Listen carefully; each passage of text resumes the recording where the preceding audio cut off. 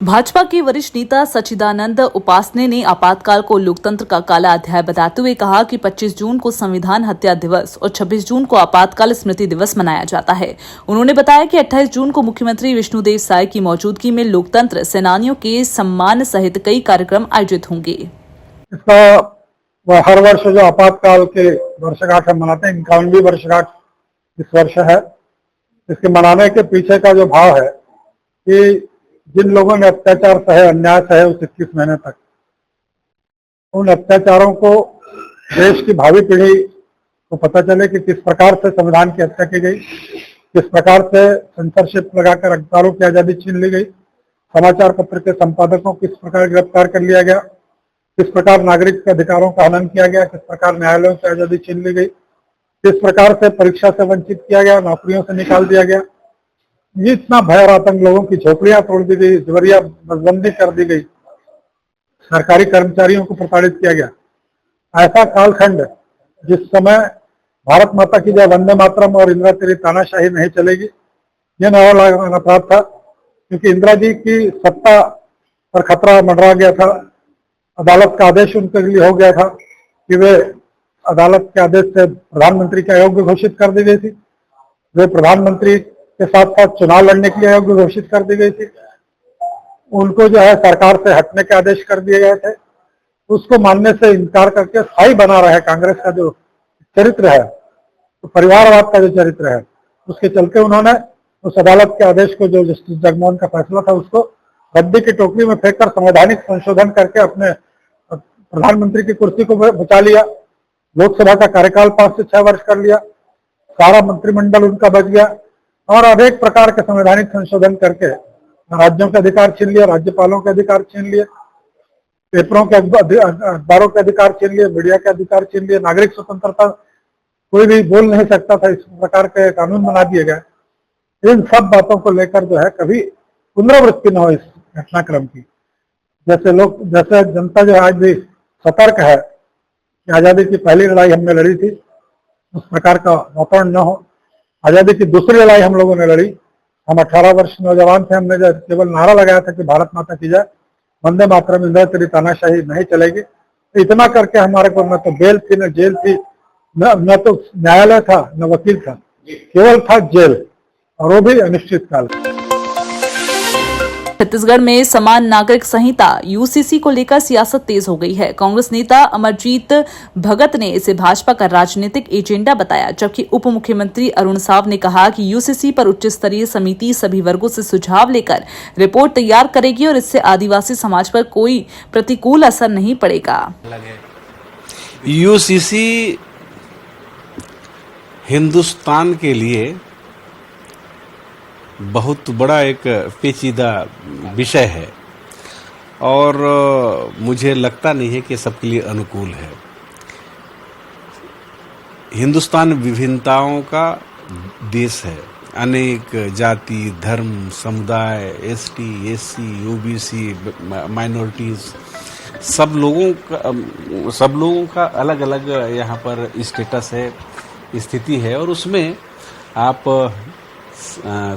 समान नागरिक संहिता और सबके लिए बराबर एक समान आप एक मापदंड में नापेंगे तो ये उचित नहीं होगा। सर, थोपने की कोशिश हो रही है क्या? बिल्कुल।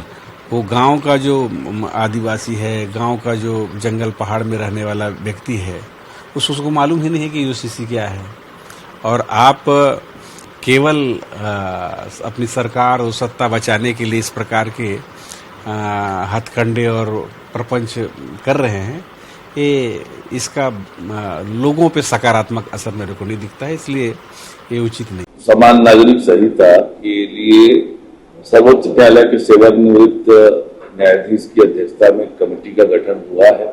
ये कमेटी विभिन्न वर्गों से, समाज के लोगों से सलाह सुझाव आमंत्रित करेगी और उन सब बातों पर विचार करके अपना प्रारूप प्रस्तुत करेगी और फिर सरकार उस पर विचार करके आगे बढ़ेगी। देश के 3 राज्यों में यूसीसी समान नागरिक संहिता लागू हो चुकी है और उसका पूरे राज्य में स्वागत हुआ है और आज की आवश्यकता है। और यूसीसी के लिए देश के संविधान में बाबा साहब भीमराव अंबेडकर ने प्रदान किया हुआ है, तो उसी को ध्यान में रखते हुए, आज की आवश्यकता को ध्यान में रखते हुए ये प्रारूप कमेटी का गठन किया गया है। और निश्चित रूप से आज छत्तीसगढ़ की महती आवश्यकता है और जैसा रिपोर्ट आएगा उस पर सरकार त्वरित रूप से कार्यवाही करेगी। पूर्व मंत्री अमरजीत भगत ने कांग्रेस के प्रशिक्षण शिविर को लेकर भाजपा पर तंज कसते हुए कहा कि कांग्रेस की मजबूती से भाजपा घबराई हुई है। उन्होंने कहा कि भाजपा नेताओं को अपना बीपी चेक करवा लेना चाहिए, क्योंकि कांग्रेस संगठन लगातार मजबूत हो रहा है। दो तरह की बात है। भारतीय जनता पार्टी का जो वर्तमान स्थिति है वो बहुत अंदर से कमजोर हो गई है और कांग्रेस मजबूत हो रही है, तो बीपी बढ़ना तो स्वाभाविक है। इस प्रशिक्षण से भारतीय जनता पार्टी की बीपी बढ़ती हुई दिख रही है और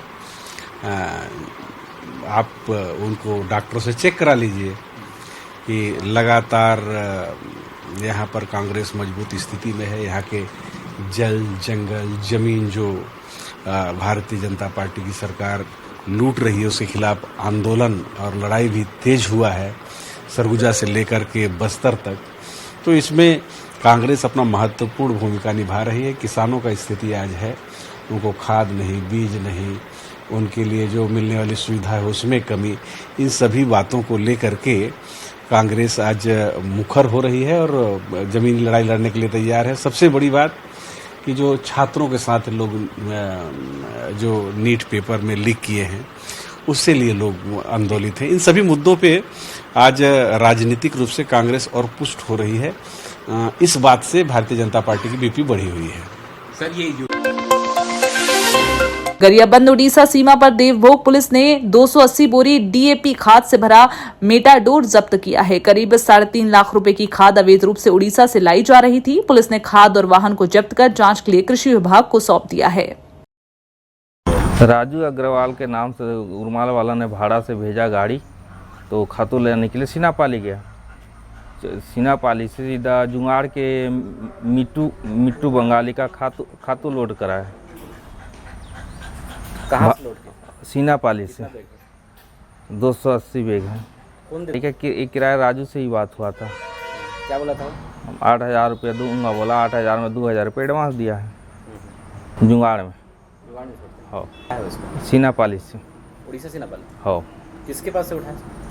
उसका क्या अग्रवाल बोलते हैं, उसका नाम नहीं जानता। नेपाली में गोदाम था? हाँ गोडाउन है। वो गोदाम से ले लिया? हाँ गोडाउन से उठाया है। तो वहाँ कोई रोक टोक नहीं? नहीं, उसका तो लाइसेंस व्यापारी है ना, बड़ा व्यापारी है। बड़ा व्यापारी? हाँ। कोई अंगूठा कार्ड वार्ड कुछ?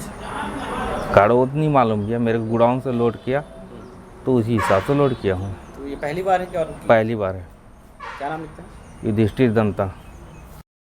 एक गाड़ी को रोका गया जिसमें अवैध रूप से डीएपी खाद को उड़ीसा सीनापाली बॉर्डर से छत्तीसगढ़ जांगड़ा लाया जा रहा था, जिसे रोककर अग्रिम कार्यवाही करी गई और कृषि विभाग के सुपुर्द सौंपा गया। ड्राइवर से पूछताछ के दौरान ये पता चला कि ये कुल 280 बोरी है और इसे उड़ीसा सीनापाली से जांगड़ा ले जाया जा रहा था।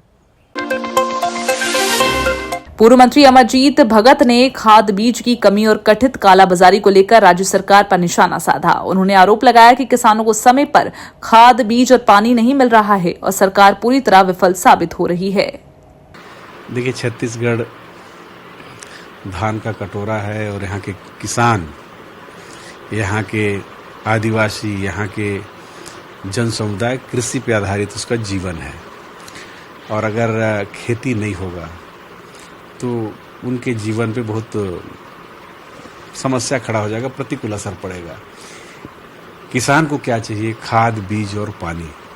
उनके उत्पाद को खरीदने की व्यवस्था कांग्रेस सरकार ने करी थी और भारतीय जनता पार्टी में सरकार में कमी देखने को मिल रहा है। लोगों को खाद नहीं मिल रहा है, लोगों को यूरिया, डीएपी नहीं मिल रहा है और बड़े पैमाने पे कालाबाजारी चल रहा है। तो किसान तो कहीं का नहीं रहा, कहाँ जाएगा? ये अगर धान भी बेचता है तो बैंक में उनको पैसा लेने के लिए दिन भर में 10,000 मिलता है जिसके यहाँ शादी ब्याह है, जिनके यहाँ मरण हरण है, कुछ बड़ा काम है, तो वो बैंक से भी पैसा उनको नहीं मिल पा रहा है।